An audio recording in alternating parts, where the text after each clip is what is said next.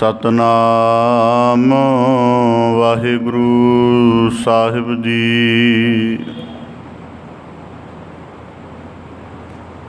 मिथ्या नाही रसना परस, मन मह प्रीत निरंजन दरस। पर त्रिय रूप न पेखै नेत्र,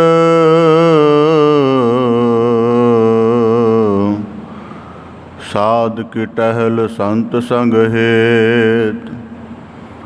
करण न सुनै काहू की निंदा,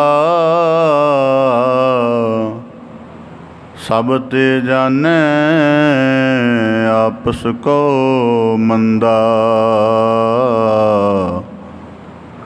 कबीर सेवा को दोए पले, एक संत एक राम। राम जो दाता मुक्त को, संत जपावै नाम। जिन्ना दिसंदड़िया दुरमत वंजै, मित्र असाडड़े सेई। हाओ टूंडेंदी जग सबाया, जन नानक विरले केई।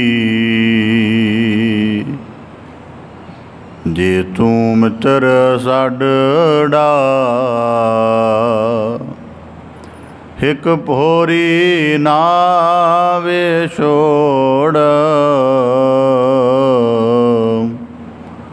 जियो महिंजा तो मोहया, कद पसी जानी तो है। रते से जे मुख ना मोड़न, जिनी संजाता साईं। चढ़ चढ़ पवदे कच्चे बिरही,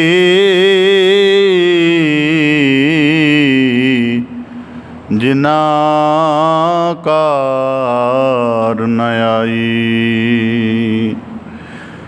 बेसुमार अथाह अगनत तोलै, जो बुलावो त्यो नानक दास बोले। देता जियो पिंड सब तेरा, तू अंतर जामी पुरख भगवान। दासन दास कहे जन नानक, देहा तू कराई तेहा हो करी वख्यान। सतनाम वाहिगुरु साहिब जी। मंत्रं राम राम नामं, तयानं सर्वत्र पूरनः। मंत्रं राम राम नामं, तयानं सर्वत्र पूरनः। गयानं सम दुख सुखं, जुगत निर्मल निर्वैरणः।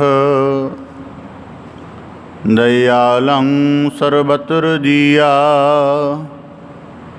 पंच दोख विवर्जितः।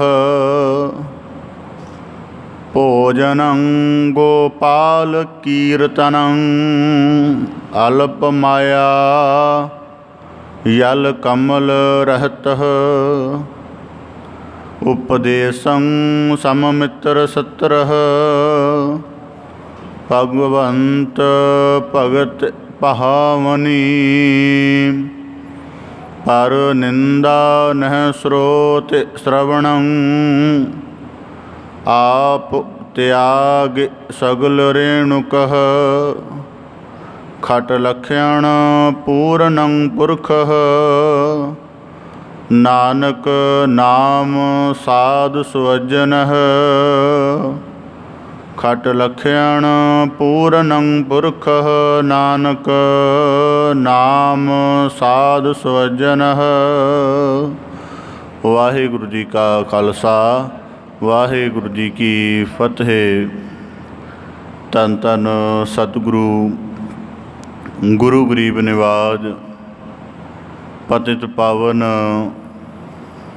दीनानाथ दीन बंधु दीन प्रतिपालक दीन दर्द निवारक दीन रक्षक दीन करुणामय दे मालक सतगुरु श्री गुरु ग्रंथ साहिब जी दीन दयाल पातशाह तिन्हां दी अपार मेहरामत है दया बख्शिश है जो आप सब गुरसिख सतसंगी जन गुरु की पावन पवित्र हजूरी दे विच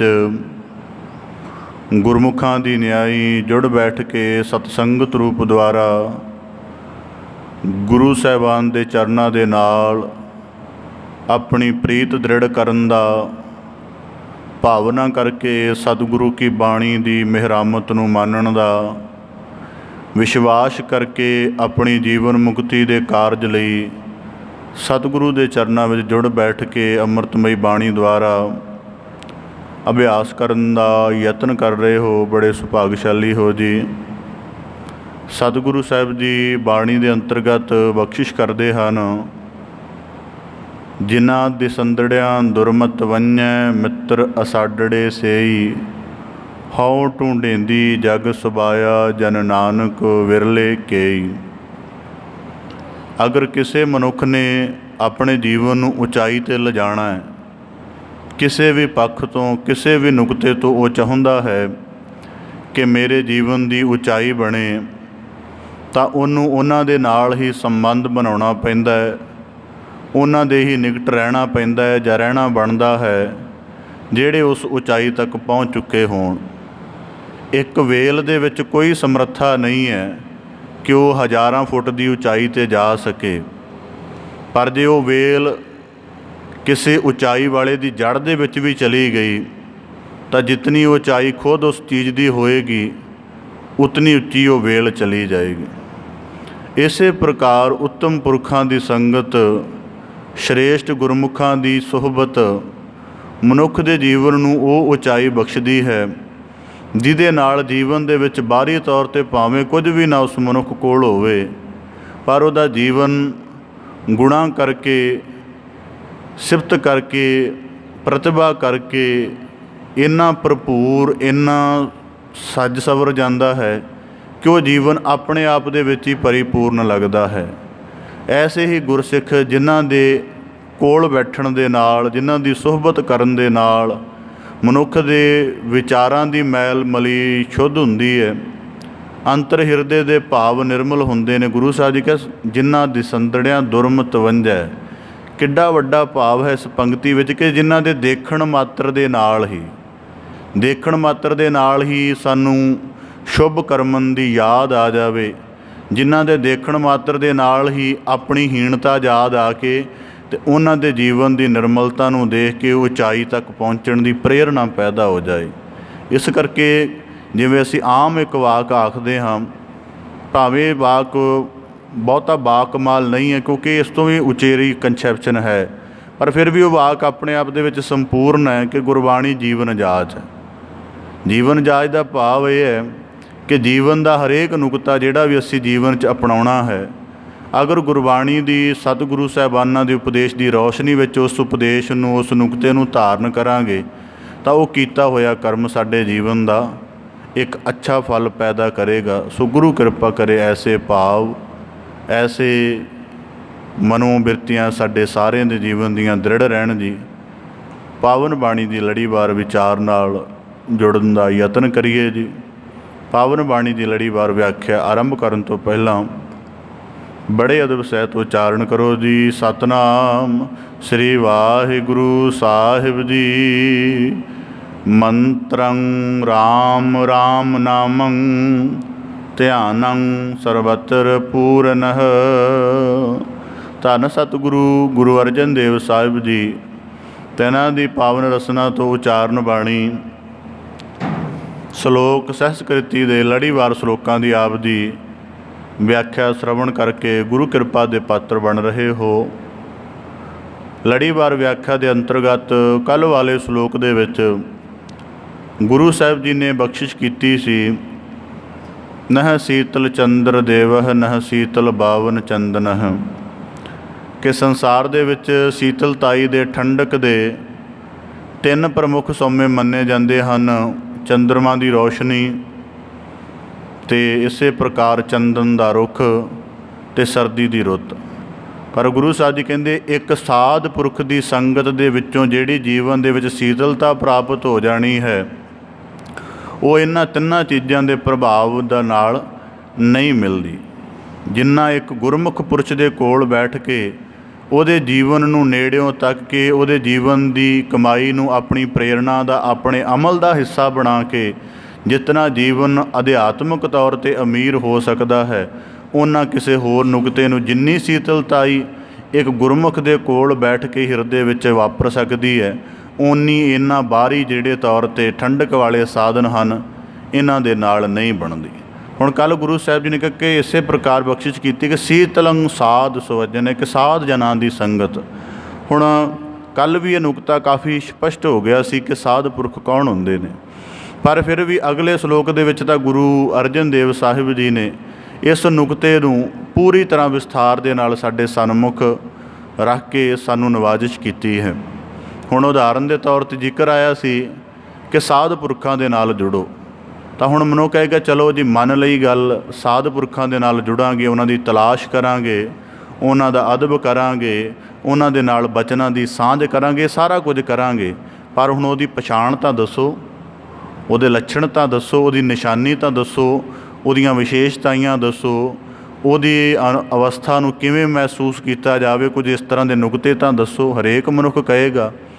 ਤਾਂ ਇਸੇ ਪ੍ਰਕਾਰ ਅਗਲੇ 40ਵੇਂ ਸ਼ਲੋਕ ਦੀ ਆਰੰਭਤਾ 'ਤੇ ਗੁਰੂ ਸਾਹਿਬ ਜੀ ਜਿਵੇਂ ਖੱਟ ਲੱਖਣ 6 ਲੱਛਣ ਦੱਸਦੇ ਹਨ ਉਹਨਾਂ ਪੂਰਨ ਪੁਰਖਾਂ ਦੇ, ਜਿਨ੍ਹਾਂ ਦੇ ਨਾਲ ਜੀਵਨ 'ਚ ਮਿਲਾਪ ਕੀਤਿਆਂ, ਜਿਨ੍ਹਾਂ ਦੀ ਸੁਹਬਤ ਵਿੱਚ ਬੈਠਿਆਂ ਮਨੁੱਖ ਦਾ ਜੀਵਨ ਉਚਾਈ ਨੂੰ ਗ੍ਰਹਿਣ ਕਰਦਾ ਹੈ, ਤਾਂ ਗੁਰੂ ਸਾਹਿਬ ਜੀ ਬਖਸ਼ਿਸ਼ ਕਰਦੇ ਹਨ, ਮੰਤਰੰ ਰਾਮ ਰਾਮ ਨਾਮੰ ਧਿਆਨੰ ਸਰਬਤਰ ਪੂਰਨః।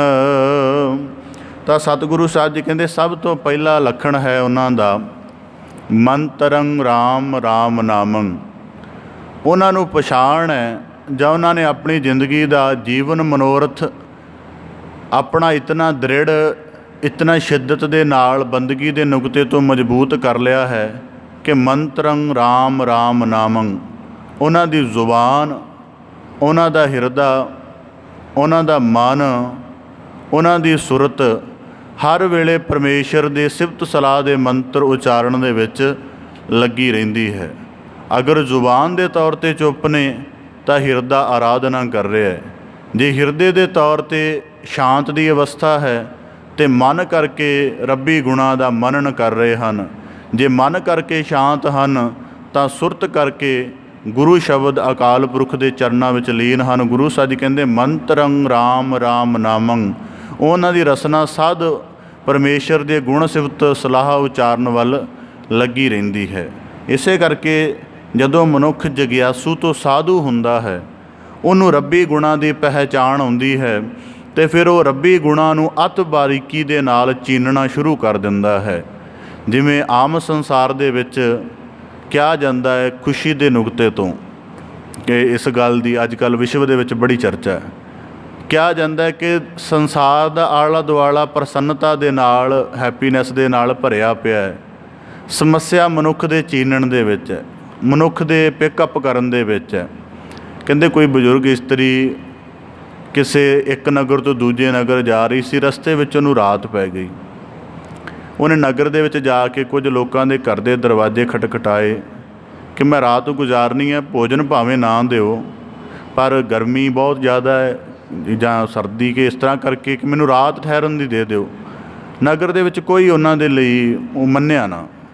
ਆਖਰ ਉਹ ਨਗਰ ਤੋਂ ਬਾਹਰ ਚਲੀ ਗਈ। ਬਾਹਰ ਇੱਕ ਚੈਰੀ ਦੇ ਫੁੱਲਾਂ ਦਾ ਬਾਗ, ਰੁੱਖ ਆਦਿ ਸੀ, ਖੇਤ ਸੀ। ਉੱਥੇ ਭਾਵੇਂ ਪਸ਼ੂ ਆਦਿਕ ਦਾ ਵੀ ਡਰ ਸੀ ਪਰ ਕਿਸੇ ਤਰੀਕੇ ਨਾਲ ਥਕਾਵਟ ਕਰਕੇ ਉਹਨੂੰ ਨੀਂਦ ਆ ਗਈ ਅਤੇ ਅੱਧੀ ਰਾਤ ਕਿਤੇ ਉਹਦੀ ਜਾਗ ਖੁੱਲ੍ਹ ਗਈ। ਉੱਤਰ ਦੇਖਿਆ ਕਿ ਚੰਦਰਮਾ ਦੀ ਰੌਸ਼ਨੀ ਚੈਰੀ ਦੇ ਫੁੱਲਾਂ 'ਤੇ ਪੈ ਰਹੀ ਹੈ ਅਤੇ ਉਹ ਦ੍ਰਿਸ਼ ਬੜਾ ਮਨ ਨੂੰ ਮੋਹ ਰਿਹਾ। ਤਾਂ ਉੱਠ ਕੇ ਉਹ ਉੱਚੀ ਉੱਚੀ ਧੰਨਵਾਦ ਕਰਨ ਲੱਗ ਪਈ ਉਸ ਨਗਰ ਦੇ ਲੋਕਾਂ ਦਾ ਕਿ ਚੰਗਾ ਹੋਇਆ ਤੁਸੀਂ ਮੈਨੂੰ ਆਪਣੇ ਨਗਰ ਦੇ ਵਿੱਚ ਰਾਤ ਰਹਿਣ ਨਹੀਂ ਦਿੱਤਾ, ਮੈਂ ਇੱਥੇ ਆ ਕੇ ਰਹਿ ਰਹੀ ਹਾਂ ਅਤੇ ਆਹ ਚੈਰੀ ਦੇ ਫੁੱਲਾਂ ਦੀ ਜਿਹੜੀ ਖੁਸ਼ਬੂ ਹੈ, ਇਹਨਾਂ ਦੇ ਨਾਲ ਚੰਦਰਮਾ ਦੀ ਰੌਸ਼ਨੀ ਕਰਕੇ ਜਿਹੜਾ ਦ੍ਰਿਸ਼ ਬਣ ਰਿਹਾ, ਇਹ ਜਿਹੜਾ ਨਜ਼ਾਰਾ ਸੀ ਇਹ ਮੇਰੇ ਕੋਲ ਨਹੀਂ ਸੀ ਦੇਖਿਆ ਜਾਣਾ। ਤਾਂ ਇਸੇ ਪ੍ਰਕਾਰ ਭਾਵ ਕਿ ਮੰਤਰੰ ਰਾਮ ਰਾਮ ਨਾਮੰ, ਸਾਧ ਪੁਰਖਾਂ ਨੂੰ ਇਹ ਉਹਨਾਂ ਦੇ ਜੀਵਨ ਦਾ ਸਿਧਾਂਤ ਦ੍ਰਿੜ ਹੋ ਜਾਂਦਾ ਹੈ ਕਿ ਰੱਬੀ ਗੁਣਾਂ ਦੀ ਸਿਫਤ ਸਲਾਹ ਦੇ ਮੁਕਾਬਲੇ ਜਿਹੜੀ ਹੈ ਸੰਸਾਰ ਦੀ ਹੋਰ ਕੋਈ ਵੱਡੀ ਚੀਜ਼ ਨਹੀਂ ਹੈ। ਔਰ ਦੂਜੀ ਗੱਲ, ਇਹ ਕਿਉਂ ਜ਼ਰੂਰੀ ਹੈ, ਉਹ ਕਿਉਂ ਇਸ ਨੂੰ ਜ਼ਰੂਰੀ ਸਮਝਦੇ ਹਨ, ਉਹਨਾਂ ਨੂੰ ਸਮਝ ਆ ਜਾਂਦੀ ਹੈ ਕਿ ਜ਼ੁਬਾਨ ਦੀ ਸਫਲਤਾ ਹੀ ਇਹਦੇ ਵਿੱਚ ਹੈ। ਹੁਣ ਉਦਾਹਰਨ ਦੇ ਤੌਰ 'ਤੇ ਅਸੀਂ ਮੰਨ ਲਓ ਅਸੀਂ 1 ਘੰਟਾ ਬਾਣੀ ਪੜ੍ਹੀ। 1 ਘੰਟਾ ਬਾਣੀ ਪੜ੍ਹਨ ਤੋਂ ਭਾਵੇਂ ਮਨ ਨਾ ਵੀ ਜੁੜੇ, ਇਕਾਗਰਤਾ 1 ਸੈਕਿੰਡ ਦੀ ਵੀ ਨਾ ਬਣੇ, ਪਰ ਪੜ੍ਹਨ ਵਾਲਾ ਜਾਂ ਉਹਨੂੰ ਦੂਜਾ ਇਨਸਾਨ ਇਹ ਨਹੀਂ ਕਹਿ ਸਕਦਾ ਕਿ ਤੂੰ ਵਿਅਰਥ ਵਿਚਾਰਾਂ ਨੂੰ ਪੜ੍ਹਿਆ ਜਾਂ ਇਹ ਵਿਚਾਰ ਪੜ੍ਹੇ ਕਿਸੇ ਕੰਮ ਨਹੀਂ ਹਨ। ਵੱਖਰੀ ਗੱਲ ਹੈ, ਆਪ ਇੱਕ ਸੁਰ ਨਹੀਂ ਹੋਇਆ ਪਰ ਉਹ ਜਿਤਨਾ ਪੜ੍ਹਿਆ ਹੈ ਉਹ ਆਧਾਰਹੀਣ ਨਹੀਂ ਹੈ, ਉਹ ਅਰਥਹੀਣ ਨਹੀਂ ਹੈ। ਇਸੇ ਪ੍ਰਕਾਰ ਜੇ ਆਪਣੀ ਤਮਾਮ ਇੱਕ ਦਿਨ ਦੀ ਵਿਚਾਰ ਕਰੀਏ ਤਾਂ ਮਨੁੱਖ ਆਪਣੀ ਜ਼ਿੰਦਗੀ ਦੇ ਵਿੱਚ ਜੇ ਅਗਰ ਇੱਕ ਦਿਨ ਦੇ ਵਿੱਚ 100 ਮਿੰਟ ਬੋਲਦਾ ਹੈ ਤਾਂ ਯਕੀਨਨ 80 ਮਿੰਟ ਉਹ ਅਜਿਹਾ ਬੋਲਿਆ ਹੈ ਜਿਹਦਾ ਕੋਈ ਬਹੁਤਾ ਖਾਸ ਅਰਥ ਨਹੀਂ ਸੀ, ਜਿਹਦੀ ਕੋਈ ਬਹੁਤੀ ਮਹੱਤਤਾ ਨਹੀਂ ਸੀ। ਜੇ ਉਹ ਨਾ ਵੀ ਬੋਲਦਾ ਤਾਂ ਵੀ ਸਰ ਜਾਣਾ ਸੀ, ਕੋਈ ਬਹੁਤਾ ਫਰਕ ਪੈਣ ਵਾਲਾ ਨਹੀਂ ਸੀ। ਇਸੇ ਕਰਕੇ ਸੰਤ ਨੂੰ ਇਹ ਪਛਾਣ ਆ ਜਾਂਦੀ ਹੈ ਸਾਧ ਨੂੰ ਕਿ ਰਸਨਾ ਦਾ ਪ੍ਰਯੋਗ ਇੱਕੋ ਹੀ ਹੈ। ਔਰ ਦੂਜੀ ਗੱਲ, ਇਹਦੇ ਕਰਕੇ ਹੀ ਸਾਰੇ ਅੰਦਰ ਨੇ ਪ੍ਰਭਾਵਿਤ ਹੋਣਾ ਹੈ। ਜ਼ੁਬਾਨ 'ਤੇ ਕ੍ਰੋਧ ਦੇ ਵਾਕ ਨੇ ਤਾਂ ਇਹਦਾ ਮਤਲਬ ਸਿੱਧੇ ਸਪਸ਼ਟ ਹੈ ਕਿ ਹਿਰਦੇ 'ਚ ਵੀ ਕ੍ਰੋਧ ਹੈ। ਹਿਰਦੇ ਤੋਂ ਭਾਵ ਕਿ ਮਾਨਸਿਕ ਤੌਰ 'ਤੇ ਕ੍ਰੋਧ ਦੇ ਖਿਆਲ ਚੱਲਦੇ ਹੋਣਗੇ। ਅਤੇ ਇਸ ਤੋਂ ਅਗਲਾ ਭਾਵ ਹੈ ਕਿ ਸੁਰਤ ਦੇ ਤਲ 'ਤੇ ਕੋਈ ਵੈਰ ਦੀ ਭਾਵਨਾ, ਕੋਈ ਵਿਰੋਧ ਦੀ ਭਾਵਨਾ ਪਈ ਹੋਏਗੀ, ਤਾਂ ਕਰਕੇ ਬੋਲ ਕ੍ਰੋਧ ਦਾ ਸਾਹਮਣੇ ਆਇਆ ਹੈ। ਇਸ ਕਰਕੇ ਸੰਤ ਆਪਣੇ ਸਾਧ ਆਪਣੇ ਜੀਵਨ ਨੂੰ ਆਪਣੀ ਰਸਨਾ ਤੋਂ ਸਾਧਣਾ ਸ਼ੁਰੂ ਕਰ ਦਿੰਦਾ ਹੈ। ਆਮ ਕਹਾਵਤ ਹੈ ਨਾ ਕਿ ਇਹ ਜ਼ੁਬਾਨ ਜਿਹੜੀ ਹੈ ਕਿ ਮਤਲਬ ਮਨੁੱਖ ਨੂੰ ਰਾਜਾ ਵੀ ਬਣਾ ਦਿੰਦੀ ਹੈ, ਤਾਂ ਮਨੁੱਖ ਨੂੰ ਜੋ ਮਰਜ਼ੀ ਚਾਹੇ ਕਰਵਾ ਸਕਦੀ, ਇਹਦੀ ਇੰਨੀ ਸਮਰੱਥਾ ਹੈ। ਤਾਂ ਫਿਰ ਸਾਧ ਜਨ ਇਸ ਦੀ ਮਹੱਤਤਾ ਨੂੰ ਪਹਿਚਾਣ ਲੈਂਦੇ ਨੇ। ਹੁਣ ਸਾਧ ਨੇ ਬੋਲਣਾ ਵੀ ਹੈ ਪਰ ਉਹਨੂੰ ਪਤਾ ਜੇ ਮੈਂ ਆਪਣੀ ਮੱਤ ਦੇ ਤਹਿਤ ਬੋਲਿਆ ਜਾਂ ਜੋ ਮੇਰੇ ਆਪਣੀ ਮਾਨਸਿਕ ਸਾਧਨਾ ਦੇ ਤਹਿਤ ਵਿਚਾਰ ਉਪਜਦੇ ਨੇ, ਜੇ ਮੈਂ ਉਸ ਤਰ੍ਹਾਂ ਬੋਲਿਆ ਉਹਨਾਂ ਬੋਲਾਂ ਦੇ ਵਿੱਚ ਕੋਈ ਬਹੁਤਾ ਵੱਡਾ ਅਰਥ ਨਹੀਂ ਹੋਏਗਾ। ਜੇ ਹੋਏਗਾ ਤਾਂ ਹੋ ਸਕਦਾ ਉਹ ਅਗਲੇ ਨੂੰ ਉਹਨਾਂ ਪ੍ਰਭਾਵਿਤ ਨਾ ਕਰੇ। ਤਾਂ ਫਿਰ ਸੰਤ ਪਹਿਲਾਂ ਤਾਂ ਆਪਣੇ ਜੀਵਨ ਨੂੰ ਸਾਧਣ ਦੇ ਲਈ ਹਮੇਸ਼ਾ ਆਪਣੀ ਰਸਨਾ ਨੂੰ ਉਸ ਪਾਸੇ ਲਗਾਈ ਰੱਖਦਾ। ਔਰ ਦੂਜੀ ਗੱਲ, ਇਹ ਸਾਧਨਾ ਦਾ ਪਹਿਲਾ ਨੁਕਤਾ ਹੈ ਕਿ ਗਾਵੀਏ। ਘੱਟੋ ਘੱਟ ਜ਼ੁਬਾਨ ਦੇ ਨਾਲ ਪਹਿਲਾਂ ਗਾਉਣਾ ਆਰੰਭ ਕਰੋ, ਉਹ ਹਿਰਦੇ ਅੰਦਰ ਪ੍ਰਭਾਵ ਬਣਾਏਗਾ। ਤਾਂ ਗੁਰੂ ਸਾਹਿਬ ਜੀ ਕਹਿੰਦੇ ਇਸੇ ਪ੍ਰਕਾਰ ਮੰਤਰੰ ਰਾਮ ਰਾਮ ਨਾਮੰ, ਸਦਾ ਉਹਨਾਂ ਦੀ ਰਸਨਾ 'ਤੇ ਪਰਮੇਸ਼ਰ ਦੀ ਸਿਫਤ ਸਲਾਹ ਚੱਲਦੀ ਰਹਿੰਦੀ ਹੈ। ਦੁਨੀਆਦਾਰੀਆਂ ਦੀਆਂ ਵਿਅਰਥ ਗੱਲਾਂ ਉਹਨਾਂ ਦੇ ਕੋਲੋਂ ਨਹੀਂ ਮਿਲਦੀਆਂ। ਇਸੇ ਪ੍ਰਕਾਰ ਕਹਿੰਦੇ ਕੋਈ ਜਗਿਆਸੂ ਕਿਸੇ ਪੂਰਨ ਪੁਰਖ ਦੇ ਕੋਲ ਚਲਾ ਗਿਆ, ਉਹ ਜਾ ਕੇ ਬੜਾ ਚਿਰ ਮਤਲਬ ਕਿ ਕਰਦਾ ਰਿਹਾ ਗੱਲਾਂ ਵਿਅਰਥ ਪ੍ਰਕਾਰ ਦੀਆਂ। ਤਾਂ ਉਹ ਜਦੋਂ ਕੋਈ ਗੱਲ ਉਹਨੇ ਲਾਸਟ ਵਾਲੀ ਕਰਨ ਲੱਗੀ ਅਤੇ ਕਹਿੰਦਾ ਇਸ ਗੱਲ ਨੂੰ ਤੁਸੀਂ ਜਾਣਦੇ ਹੋ? ਤਾਂ ਉਹ ਮਹਾਤਮਾ ਨੇ ਕੋਈ ਜਵਾਬ ਨਾ ਦਿੱਤਾ। ਤਾਂ ਜਦੋਂ ਸਾਰੀ ਗੱਲ ਕਰ ਹਟਿਆ ਤਾਂ ਮਹਾਤਮਾ ਕਹਿਣ ਲੱਗੇ, ਕਿੰਨਾ ਚੰਗਾ ਹੋਵੇ ਜੇ ਤੂੰ ਇਹ ਨਿੰਦਿਆ ਦਾ ਭਾਰ ਜਾਂ ਆ ਜਿਹੜੀ ਵਿਅਰਥ ਦੀ ਚਰਚਾ ਦਾ ਭਾਰ ਆਪਣੇ ਤੱਕ ਹੀ ਰੱਖਦਾ। ਆਪ ਤਾਂ ਮਜ਼ਦੂਰ ਬਣਿਆ ਹੀ ਬਣਿਆ ਹੋਇਆ, ਸਾਨੂੰ ਵੀ ਬਣਾ ਰਿਹਾ।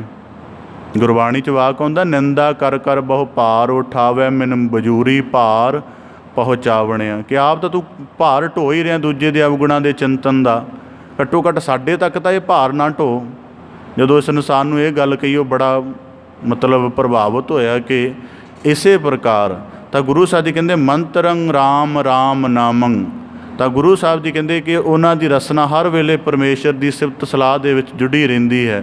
ਬੜੀ ਵਾਰੀ ਹੁਣ ਤਾਂ ਮੈਂ ਆਪਣੀ ਤਲਾਸ਼ ਬਹੁਤ ਸੀਮਿਤ ਕਰ ਦਿੱਤੀ ਹੈ। ਪਹਿਲਾਂ ਇਸ ਤਲਾਸ਼ ਦੇ ਲਈ ਜਿੱਥੇ ਕਿਤੇ ਪਤਾ ਲੱਗਣਾ ਗਾਹ ਆਉਣਾ ਤਾਂ ਜਾਣਾ ਬੜੀ ਭਾਵ ਦੇ ਨਾਲ, ਤਾਂ ਅਗਲੇ ਕੋਈ ਚਰਚਾ ਹੋਣੀ ਆਪਣੇ ਡੇਰੇ ਦੀ, ਆਪਣੇ ਹੋਰ ਪ੍ਰਬੰਧਾਂ ਦੇ ਵਿਸਥਾਰ ਦੀ। ਗੁਰਮਤਿ ਦੀ ਕੋਈ ਗੁਹਜ ਕਮਾਈ ਦਾ ਨੁਕਤਾ ਜੀਵਨ 'ਚ ਇੱਕ ਵੀ ਨਹੀਂ ਸੀ ਹੁੰਦਾ। ਇਸ ਕਰਕੇ ਇਹ ਜਦੋਂ ਗੁਰੂ ਭੱਟ ਸਾਹਿਬਾਨਾਂ ਨੇ ਕਿਹਾ ਨਾ, ਰਹਿਓ ਸੰਤ ਹੋਂ ਟੋਲ ਸਾਧ ਬਹੁ ਤੇਰੇ ਡਿੱਠੇ, ਇਹ ਕੋਈ ਸਧਾਰਨ ਵਾਕ ਨਹੀਂ ਨੇ। ਜਦੋਂ ਪੂਰਨ ਪੁਰਖਾਂ ਦੀ ਤਲਾਸ਼ ਕਰੋਗੇ ਬੜੀ ਨਿਰਾਸ਼ਾ ਪੱਲੇ ਪੈਂਦੀ ਹੈ ਮਨੁੱਖ ਦੇ ਕਿ ਸਾਰੇ ਪਾਸੇ ਮਿਲਾਵਟੀ ਨਕਲੀ ਤੁਰੀ ਫਿਰਦੀ ਹੈ, ਫਿਰ ਅਸਲ ਕਿੱਥੇ ਹੈ? ਪਰ ਅਸਲ ਵੀ ਕਿਤੇ ਕਿਤੇ ਹੁੰਦਾ ਹੈ। ਗੁਰੂ ਇਹ ਇਸ ਕਰਕੇ ਕਿਉਂਕਿ ਸਮਾਂ ਕਲਯੁਗ ਦਾ ਹੈ, ਤਾਂ ਇਸ ਕਰਕੇ ਜਿਹੜੀ ਸ਼ੁੱਧਤਾ ਉਹ ਕਿਤੇ ਕਿਤੇ ਹੀ ਹੁੰਦੀ ਹੈ। ਤਾਂ ਗੁਰੂ ਸਾਹਿਬ ਜੀ ਕਹਿੰਦੇ ਮੰਤਰੰ ਰਾਮ ਰਾਮ ਨਾਮੰ ਧਿਆਨੰ ਸਰਬਤਰ ਪੂਰਨ ਹੈ। ਹੁਣ ਜ਼ੁਬਾਨ ਤੋਂ ਆਰਾਧਨ ਦਾ ਕੀ ਸਿਲਸਿਲਾ ਹੈ? ਸਭ ਤੋਂ ਪਹਿਲਾਂ ਜਦੋਂ ਅਸੀਂ ਜਪ ਆਰੰਭ ਕਰਦੇ ਹਾਂ ਤਾਂ ਉਹ ਪਹਿਲਾਂ ਜ਼ੁਬਾਨ ਦੇ ਪੱਧਰ 'ਤੇ ਹੁੰਦਾ। ਜ਼ੁਬਾਨ ਤੋਂ ਬੋਲਦੇ ਹਾਂ, ਕੰਨ ਥੋੜ੍ਹਾ ਬਹੁਤਾ ਸੁਣਦੇ ਨੇ, ਇਹ ਪਹਿਲਾ ਸਿਲਸਿਲਾ ਹੈ। ਜਦੋਂ ਫਿਰ ਕਿਸੇ ਦੀ ਸਿਮਰਨ ਅਭਿਆਸ ਦੀ ਅਵਸਥਾ ਦ੍ਰਿੜ ਹੋ ਜਾਂਦੀ ਹੈ, ਉਹ ਜਿੰਨਾ ਜ਼ੁਬਾਨ ਤੋਂ ਉਚਾਰਨ ਕਰਦਾ ਓਨੀ ਗਹਿਰਾਈ ਦੇ ਨਾਲ ਹੀ ਉਹ ਸ਼ਬਦ ਦੀ ਧੁਨ ਨੂੰ, ਸ਼ਬਦ ਦੇ ਉਚਾਰਨ ਨੂੰ ਸ਼ਰਵਣ ਕਰਦਾ ਹੈ, ਅਤੇ ਉਹ ਆਪਣੀ ਉਚਾਰਨ ਦੀ ਸ਼ਕਤੀ ਨੂੰ ਆਪਣੇ ਅੰਦਰ ਹੀ ਸਮਾਵੇਸ਼ ਕਰਾ ਰਿਹਾ ਹੁੰਦਾ ਹੈ। ਜਦੋਂ ਇਸ ਤਰ੍ਹਾਂ ਕਰ ਰਿਹਾ, ਜਿਹੜੀ ਇਸ ਤਰ੍ਹਾਂ ਸਾਧਨਾ ਕਰਦਾ ਹੈ, ਫਿਰ ਉਹਦੇ ਨਾਲ ਅੰਦਰੂਨੀ ਹਿਰਦੇ 'ਤੇ ਪ੍ਰਭਾਵ ਬਣਨਾ ਸ਼ੁਰੂ ਹੋ ਜਾਂਦਾ ਹੈ। ਅਤੇ ਮਨੁੱਖ ਜਿਹੜੇ ਇਸ ਅਵਸਥਾ, ਇਸ ਅਭਿਆਸ ਦੇ ਵਿੱਚ ਹੋਣਗੇ, ਉਹਨਾਂ ਨੂੰ ਇਸ ਗੱਲ ਦਾ ਜ਼ਿਆਦਾ ਪਤਾ ਹੋਏਗਾ ਕਿ ਜਦੋਂ ਉਹ ਆਪਣੀ ਜ਼ੁਬਾਨ ਤੋਂ ਨਹੀਂ ਵੀ ਉਚਾਰਨ ਕਰ ਰਿਹਾ ਹੁੰਦਾ, ਉਹ ਮਹਿਸੂਸ ਕਰਦਾ ਕਿ ਮੇਰੇ ਅੰਦਰ ਉਸ ਉਚਾਰਨ ਦੀ ਧੁਨ ਆਪਣੇ ਆਪ ਚੱਲ ਰਹੀ ਹੈ। ਤਾਂ ਇਸੇ ਪ੍ਰਕਾਰ ਜਦੋਂ ਉਹਦਾ ਪੂਰਾ ਅੰਦਰ ਗੁਰ ਸ਼ਬਦ ਦੀ ਸਾਧਨਾ ਦੇ ਨਾਲ ਸਾਧਿਆ ਜਾਂਦਾ ਹੈ, ਤਾਂ ਗੁਰੂ ਸਾਹਿਬ ਜੀ ਕਹਿੰਦੇ ਧਿਆਨੰ ਸਰਬਤਰ ਪੂਰਨ ਹੈ। ਫਿਰ ਉਹਨੂੰ ਸਾਰੀ ਕਾਇਨਾਤ ਦੇ ਵਿੱਚ, ਹਰੇਕ ਕਿਣਕੇ ਦੇ ਵਿੱਚ, ਜਰਰੇ ਜਰਰੇ ਦੇ ਵਿੱਚ ਉਹ ਵਿਆਪਕ ਮਾਲਕ ਨਜ਼ਰ ਹੀ ਆ ਜਾਂਦਾ। ਉਹਨੂੰ ਲੱਗਦਾ ਨਹੀਂ ਕਿ ਕੋਈ ਹੋਂਦ ਉਹਦੇ ਤੋਂ ਬਗੈਰ ਹੈ। ਸਾਰੀ ਹੋਂਦ ਦੇ ਵਿੱਚ ਉਹਦਾ ਪ੍ਰਕਾਸ਼ ਨਜ਼ਰ ਆ ਜਾਂਦਾ। ਫਿਰ ਉਹ ਸਾਰੀ ਧਰਤੀ ਨੂੰ ਉਹਦੀ ਹਜ਼ੂਰੀ ਮੰਨ ਲੈਂਦਾ ਹੈ, ਸਾਰੀ ਧਰਤੀ ਨੂੰ ਉਹਦੀ ਸ਼ਰਨ ਮੰਨ ਲੈਂਦਾ ਹੈ। ਕਹਿੰਦੇ ਇਸੇ ਪ੍ਰਕਾਰ ਹੁਣ ਜ਼ਿਕਰ ਹੈ ਧਿਆਨੰ ਸਰਬਤਰ ਪੂਰਨ ਹੈ।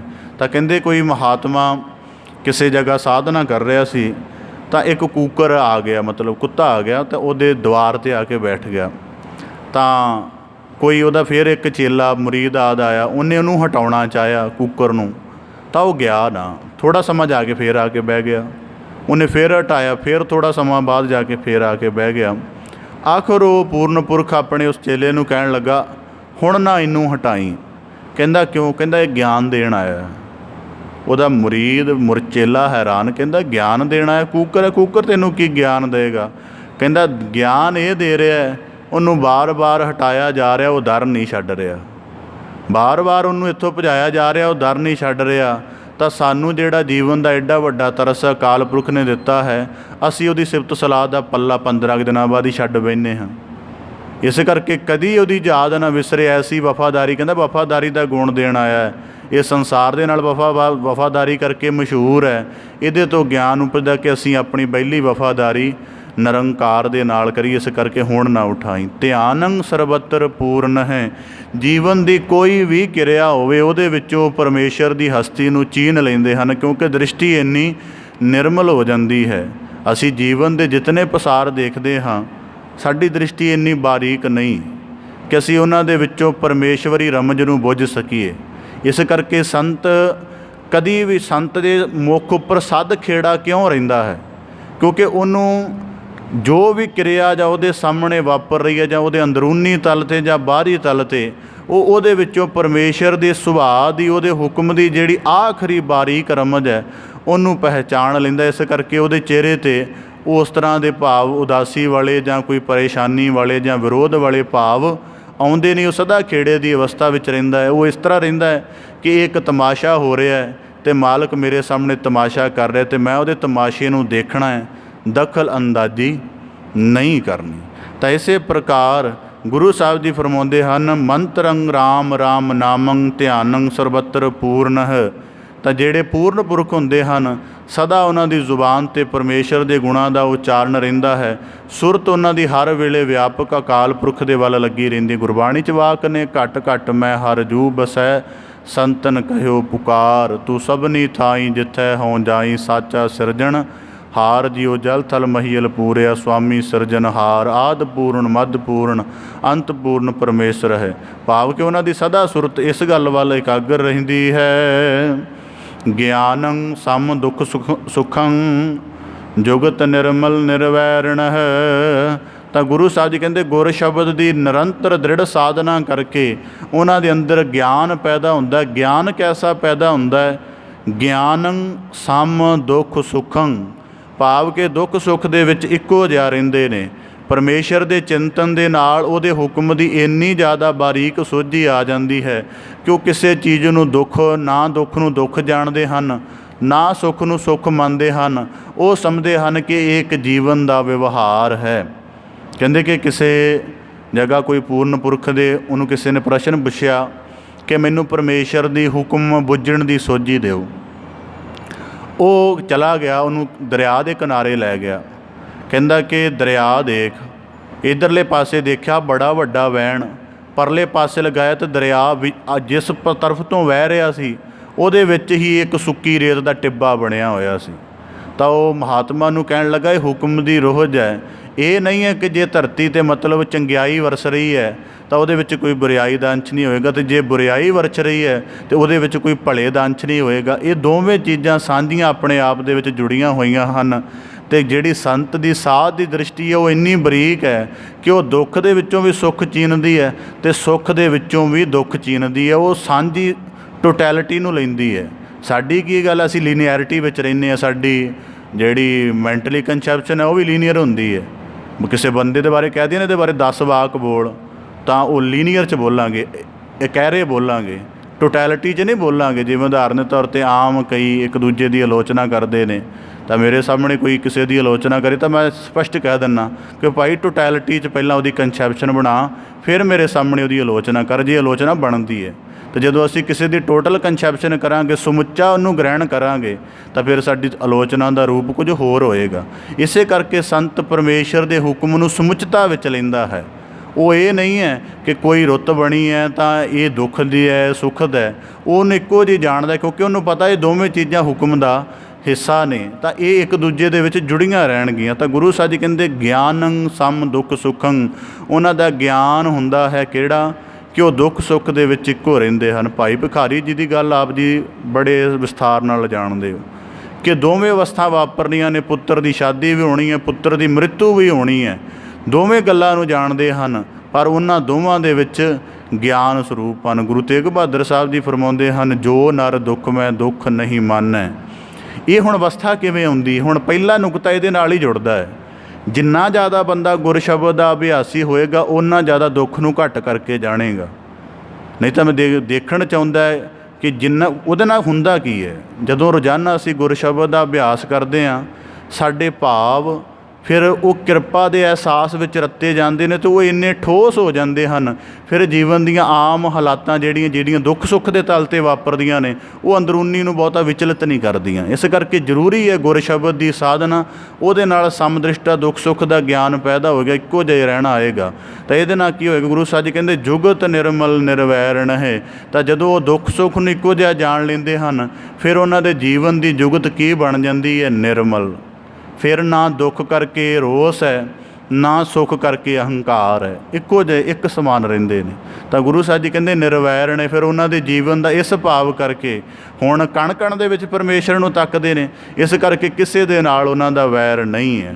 ਤਾਂ ਇਸੇ ਪ੍ਰਕਾਰ ਗੁਰੂ ਸਾਹਿਬ ਜੀ ਫਰਮਾਉਂਦੇ ਗਿਆਨੰ ਸਮ ਦੁੱਖ ਸੁਖੰ ਜੁਗਤ ਨਿਰਮਲ ਨਿਰਵੈਰ ਨੇ। ਕਹਿੰਦੇ ਕਿਸੇ ਪੂਰਨ ਪੁਰਖ ਕਿਸੇ ਬਹੁਤ ਬੜੇ ਦਿਨ ਸਾਧਨਾ ਕਰਦਾ ਰਿਹਾ, ਤਾਂ ਉਹਦੇ ਪੈਰ 'ਤੇ ਕੋਈ ਜ਼ਖਮ ਸੀ। ਤਾਂ ਕਾਫੀ ਜ਼ਖਮ, ਉਹ ਆਪਣੀ ਸਾਧਨਾ ਵਿੱਚ ਲੱਗਾ ਰਿਹਾ, ਤਾਂ ਜ਼ਖਮ ਦੇ ਵਿੱਚ ਕੀੜੇ ਚੱਲ ਗਏ, ਤਾਂ ਬਹੁਤ ਜ਼ਿਆਦਾ ਵੱਧ ਗਏ। ਅਤੇ ਬੜੇ ਦਿਨਾਂ ਬਾਅਦ ਉਹਦਾ ਕੋਈ ਸ਼ਰਧਾਲੂ ਪ੍ਰੇਮੀ ਕੋਈ ਆਇਆ, ਉਹਨੇ ਜਦੋਂ ਪੈਰ ਦੇਖਿਆ ਕਿ ਸਾਰੇ ਪੈਰ ਦੇ ਵਿੱਚ ਕੀੜੇ ਇੰਨੇ ਜ਼ਿਆਦਾ ਔਰ ਐਡੇ ਤਿੱਖੇ ਕੀੜੇ ਨੇ। ਮਹਾਤਮਾ ਦੇ ਚਿਹਰੇ 'ਤੇ ਬੜੀ ਖੁਸ਼ੀ ਹੈ, ਬੜਾ ਹੈਰਾਨ ਹੋਇਆ। ਉਹਨੇ ਬੇਨਤੀ ਕਰਕੇ ਉਹਨਾਂ ਨੂੰ ਥੋੜ੍ਹਾ ਜਿਹਾ ਕਿਹਾ ਕਿ ਮੈਂ ਤੁਹਾਡੇ ਨਾਲ ਬਚਨ ਸਾਂਝੇ ਕਰਨੇ ਨੇ। ਕਹਿੰਦਾ ਹਾਂ ਕਰੋ। ਕਹਿਣ ਲੱਗਾ ਜੀ ਤੁਹਾਡੇ ਪੈਰ ਦੇ ਵਿੱਚ ਜ਼ਖਮ ਹੋਇਆ, ਇੰਨੇ ਜ਼ਿਆਦਾ ਕੀੜੇ ਤੁਹਾਡਾ ਮਾਸ ਖਾ ਰਹੇ ਨੇ, ਤਾਂ ਤੁਹਾਡੇ ਚਿਹਰੇ 'ਤੇ ਇਹਦਾ ਕੋਈ ਹਾਵ ਭਾਵ ਹੀ ਨਹੀਂ ਹੈ। ਤਾਂ ਉਸ ਗੁਰਮੁਖ ਨੇ, ਉਸ ਪੂਰਨ ਪੁਰਖ ਨੇ ਆਪਣੀ ਜ਼ੁਬਾਨ ਤੋਂ ਵਾਕ ਕਹੇ, ਕਹਿੰਦਾ ਇਹ ਵੀ ਮੇਰਾ ਭਲਾ ਕਰ ਰਹੇ ਨੇ। ਕਹਿੰਦਾ ਕੀ? ਕਹਿੰਦਾ ਉਂਝ ਤਾਂ ਸਰੀਰ ਜਦੋਂ ਅੱਗ ਦੇ ਵਿੱਚ ਦਫਨ ਕਰ ਦਿੱਤਾ ਗਿਆ, ਇਹ ਕਿਸੇ ਦੀ ਵੀ ਖੁਰਾਕ ਨਹੀਂ ਬਣਨਾ, ਅੱਗ ਦੀ ਵੀ ਨਹੀਂ ਬਣ ਸਕਦਾ ਚੱਜ ਦੇ ਨਾਲ। ਘੱਟੋ ਘੱਟ ਜਿਉਂਦੇ ਆ ਜੀ ਇੰਨਾ ਕੁ ਪੈਰ ਤਾਂ ਕਿਸੇ ਕੀੜਿਆਂ ਦੇ ਕੰਮ ਆ ਜਾਏ। ਤਾਂ ਇਸ ਕਰਕੇ ਕਹਿੰਦਾ ਦੂਜੀ ਗੱਲ, ਇਹਨਾਂ ਦੀ ਪੀੜ ਜਿੱਥੇ ਜੇ ਮੇਰੀ ਸੁਰਤ ਟਿਕਾ ਉੱਥੋਂ ਤੱਕ ਪਹੁੰਚ ਨਹੀਂ ਰਹੀ, ਇਸ ਕਰਕੇ ਇਸ ਪੀੜ ਦਾ ਮੈਨੂੰ ਕੋਈ ਭਾਵ ਮਹਿਸੂਸ ਹੋ ਹੀ ਨਹੀਂ ਰਿਹਾ। ਗਿਆਨੰ ਸਮ ਦੁੱਖ ਸੁਖੰ, ਮਤਲਬ ਇਸ ਗੱਲ ਦਾ ਭਾਵ ਨਹੀਂ ਕਿ ਉਹ ਇਸ ਤਰ੍ਹਾਂ ਦੇ ਹੁੰਦੇ, ਦਾ ਮਤਲਬ ਇਹ ਗੱਲ ਦਾ ਭਾਵ ਇਹ ਹੈ ਕਿ ਉਹ ਇੰਨਾ ਆਪਣੇ ਆਪ ਨੂੰ ਸਾਧ ਚੁੱਕੇ ਹੁੰਦੇ ਹਨ, ਇੰਨਾ ਹਿਰਦਾ ਠੋਸ ਬਣ ਗਿਆ ਹੁੰਦਾ ਹੈ ਕਿ ਕਿਸੇ ਦੁੱਖ ਨੂੰ ਦੁੱਖ ਕਰਕੇ ਨਹੀਂ ਜਾਣਦੇ, ਇੱਕੋ ਜਿਹੇ ਸਮਦ੍ਰਿਸ਼ਟ ਰਹਿੰਦੇ ਹਨ। ਤਾਂ ਗੁਰੂ ਸਾਹਿਬ ਜੀ ਕਹਿੰਦੇ ਨਿਰਮਲ ਨਿਰਵੈਰ ਨੇ, ਕਿਸੇ ਨਾਲ ਉਹਨਾਂ ਦਾ ਵੈਰ ਭਾਵ ਨਹੀਂ ਹੁੰਦਾ ਹੈ। ਦਇਆਲੰ ਸਰਬਤਰ ਜੀਆ ਪੰਚ ਦੋਖ ਵਿਵਰਜਿਤ ਹੈ। ਪਿਛਲੀ ਪੰਕਤੀ ਦੇ ਨਾਲ ਜੁੜਦੀ ਹੋਈ ਗੱਲ ਹੈ। ਹੁਣ ਪੰਜਾਬ ਦੇ ਵਿੱਚ ਜਿਤਨੇ ਸਾਧ ਵਿਸ਼ੇਸ਼ਣ ਦੇ ਨਾਮ ਹੇਠ ਲੋਕ ਚੱਲਦੇ ਨੇ, ਤਾਂ ਕਦੇ ਉਹਨਾਂ ਦੇ ਕੋਲ ਜਾ ਕੇ ਪੁੱਛ ਲੈਣਾ ਜੀ ਤੁਹਾਡੀ ਕਿਸੇ, ਉਹ ਤੁਹਾਨੂੰ ਆਮ ਐਸੇ ਮਿਲ ਜਾਣਗੇ ਜਿਹੜੇ ਕਹਿਣਗੇ ਦੂਜੇ ਡੇਰੇ ਵਾਲਿਆਂ ਨਾਲ ਸਾਡੀ ਲੱਗਦੀ ਹੈ, ਕਿਉਂਕਿ ਬਹੁਤੀ ਸੰਗਤ ਉੱਧਰ ਜਾਂਦੀ ਹੈ। ਮੈਂ ਕਿਸੇ ਜਗ੍ਹਾ ਆਪਣੇ ਜ਼ਿਲ੍ਹੇ ਵੱਲ ਗਿਆ ਤਾਂ ਉੱਥੇ ਗੁਰੂ ਹਰਗੋਬਿੰਦ ਸਾਹਿਬ ਜੀ ਦੇ ਨਾਮ 'ਤੇ ਹੀ 2 ਸਥਾਨ ਬਣਾਏ ਹੋਏ ਸਨ। ਮੈਂ ਕਿਹਾ ਜੀ ਇਤਿਹਾਸਕ ਤੌਰ 'ਤੇ ਤਾਂ ਪ੍ਰਮਾਣ ਇੱਥੇ ਮਿਲਦਾ ਹੈ, ਇਹ ਸਥਾਨ ਇੰਨੀ ਪੂੰਜੀ ਲਾ ਕੇ ਕਿਉਂ ਬਣਾਇਆ ਹੋਇਆ ਜਦੋਂ ਬਹੁਤ ਜ਼ਿਆਦਾ ਸੰਗਤ ਦੀ ਸ਼ਰਧਾ ਉੱਥੇ, ਤੁਸੀਂ ਕਿਉਂ ਬਣਾਇਆ ਹੋਇਆ? ਕਹਿੰਦੇ ਜੀ ਦਰਅਸਲ ਮੈਂ ਸਾਰੀ ਗੱਲ ਮੈਂ ਸੁਣੀ ਤਾਂ ਤੱਤ ਇਹ ਕੱਢਿਆ ਕਿ ਇੱਕ ਨਿੱਜ ਹਉਮੈ ਸੀ ਕਿ ਮੈਂ ਵੀ ਸੰਤ ਖਵਾਉਣਾ ਅਤੇ ਉਹ ਵੀ ਸੰਤ ਖਵਾਉਂਦਾ ਹੈ ਅਤੇ ਮੈਂ ਆਪਣੇ ਆਪ ਕਰਕੇ ਇਹ ਸਥਾਨ ਫੇਮਸ ਕਰ ਲਵਾਂਗਾ। ਇਸ ਤਰ੍ਹਾਂ ਦਾ ਵੀ ਚੱਲਦਾ ਹੈ ਸੰਸਾਰੀ। ਮੈਂ ਬਹੁਤ ਵਾਰੀ ਇਹਨਾਂ ਚੀਜ਼ਾਂ ਦਾ ਇੱਕ ਸੁਰਤਾ ਲੱਭਦਾ ਰਹਿੰਦਾ ਹੁੰਦਾ ਕਿ ਇੱਕ ਕਾਰੋਬਾਰੀ ਅਤੇ ਇੱਕ ਸਾਧ ਵਰਗ ਦੇ ਲੋਕ ਇਹ ਇੱਕੋ ਜਿਹੇ ਹੁੰਦੇ ਨੇ। ਉਹ ਕਾਰੋਬਾਰੀ ਨੂੰ ਹੁੰਦੀ ਆ ਵੀ ਫਲਾਣੇ ਸ਼ਹਿਰ ਦੇ ਵਿੱਚ ਆਪਣਾ ਯੂਨਿਟ ਖੁੱਲ੍ਹ ਜੇ, ਫਲਾਣੇ ਦੇਸ਼ ਦੇ ਵਿੱਚ ਆਪਣੀ ਬਰਾਂਚ ਖੁੱਲ੍ਹ ਜੇ। ਤਾਂ ਸਾਧ ਪੱਧਰ ਨੂੰ ਵੀ ਇਹੀ ਚਿੰਤਾ ਹੁੰਦੀ ਹੈ ਕਿ ਫਲਾਣਾ ਕੋਈ ਗੁਰਦੁਆਰਾ ਸਾਹਿਬ ਹੈ ਜਾਂ ਕੋਈ ਥਾਂ ਹੈ, ਉੱਥੇ ਸਾਡਾ ਪ੍ਰਬੰਧ ਕਬਜ਼ਾ ਹੋ ਜਾਏ। ਤਾਂ ਉਹਦੇ ਲਈ ਕੀ ਹੈ, ਕਿਉਂਕਿ ਉਹ ਕਿਸੇ ਹੋਰ ਤਲ 'ਤੇ ਜੀ ਰਹੇ, ਤਾਂ ਇਹਦੇ ਕਰਕੇ ਫਿਰ ਉਹ ਵੈਰ ਭਾਵ ਵੀ ਪੈਦਾ ਹੁੰਦੇ ਨੇ। ਤਾਂ ਗੁਰੂ ਸਾਹਿਬ ਜੀ ਕਹਿੰਦੇ ਇਸੇ ਪ੍ਰਕਾਰ ਦਇਆਲੰ ਸਰਬਤਰ ਜੀਆ ਪੰਚ ਦੋਖ ਵਿਵਰਜਿਤ ਹੈ। ਉਹ ਦਇਆਲੰ ਰਹਿੰਦੇ ਹਨ। ਸੰਤ ਦੀ ਪ੍ਰਮੁੱਖਤਾ ਇਸ ਕਰਕੇ, ਇੱਕ ਜਗ੍ਹਾ ਇਸਲਾਮ ਦਾ ਇੱਕ ਕਥਨ ਹੈ ਕਿ ਸੰਤ ਦੀ ਦੇਹ ਮਾਸ ਦੀ ਨਹੀਂ ਹੁੰਦੀ, ਸੰਤ ਦੀ ਦੇਹ ਦਇਆ ਅਤੇ ਪਰਉਪਕਾਰ ਦੀ ਹੁੰਦੀ।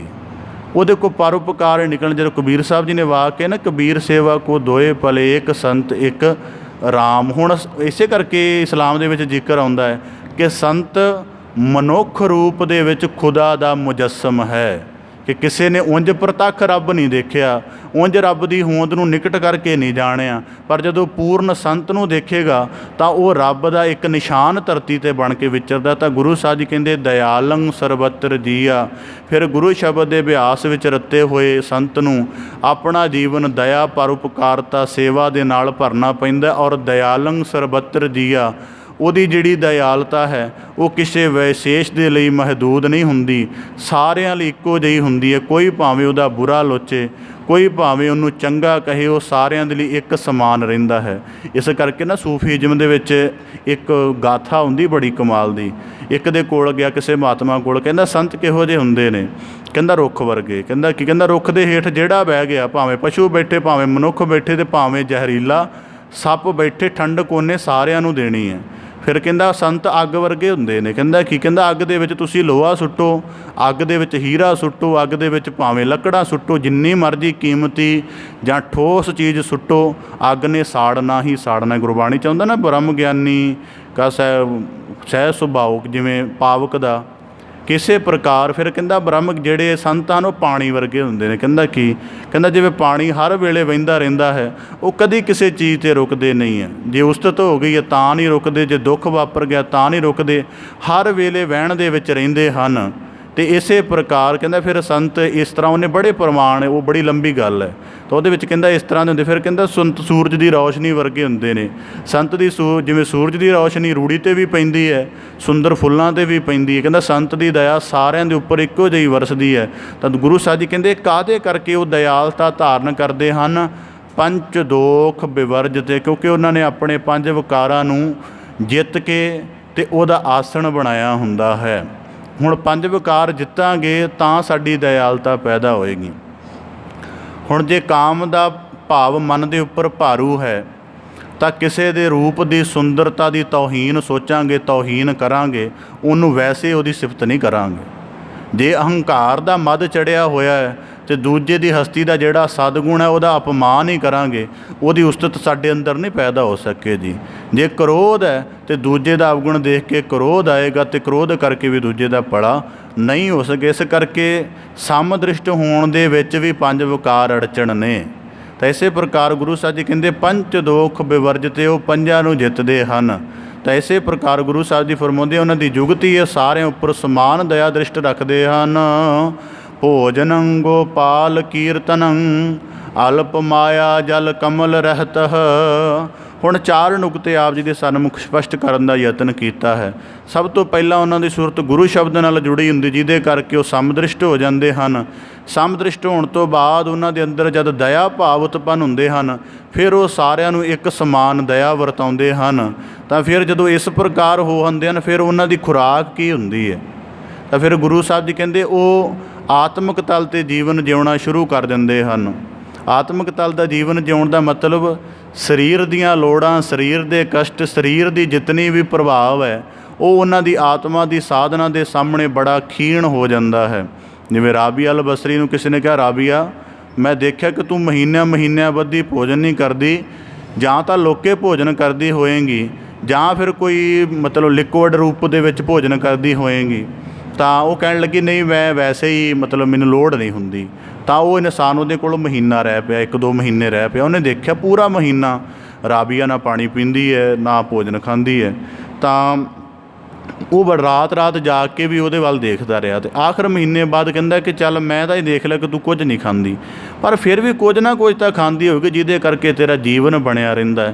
ਤਾਂ ਕਹਿੰਦੀ, ਉਹਨੇ ਕਿਹਾ ਇਹ ਭਲਿਆ ਪੁਰਖਾ, ਤੂੰ ਇਸ ਗੱਲ ਤਾਂ ਵੱਲ ਸਾਰਾ ਧਿਆਨ ਰੱਖਿਆ ਕਿ ਘੜੇ ਦੇ ਵੱਲ ਨਜ਼ਰ ਰੱਖਦਾ ਰਿਹਾ ਕਿ ਇਹਦੇ ਵਿੱਚੋਂ ਪਾਣੀ ਕੱਢ ਕੇ ਪੀਂਦੀ ਨਹੀਂ, ਰਸੋਈ ਵੱਲ ਨਜ਼ਰ ਰੱਖੀ ਗਿਆ ਕਿ ਇਹਦੇ ਵਿੱਚੋਂ ਕੋਈ ਪਦਾਰਥ ਕੱਢ ਕੇ ਲਿਆਉਂਦੀ ਕਿ ਨਹੀਂ, ਕਦੇ ਮੇਰੇ ਹੱਥਾਂ ਵੱਲ ਵੀ ਦੇਖ ਲੈਂਦਾ, ਮੇਰੀ ਜ਼ੁਬਾਨ ਵੱਲ ਵੀ ਦੇਖ ਲੈਂਦਾ ਕਿ ਸਦਾ ਅੱਲਾਹ ਤਾਲਾ ਦੀ ਇਬਾਦਤ ਵੱਲ ਜੁੜੇ ਰਹਿੰਦੇ ਨੇ ਅਤੇ ਉਹ ਆਪਣੇ ਸਿਮਰਨ ਦੇ ਵਿੱਚੋਂ ਹੀ ਮੇਰੀ ਭੁੱਖ ਨੂੰ, ਮੇਰੀ ਪਿਆਸ ਨੂੰ ਮਿਟਾਉਣ ਦਾ ਆਹਾਰ ਦਿੰਦਾ ਹੈ।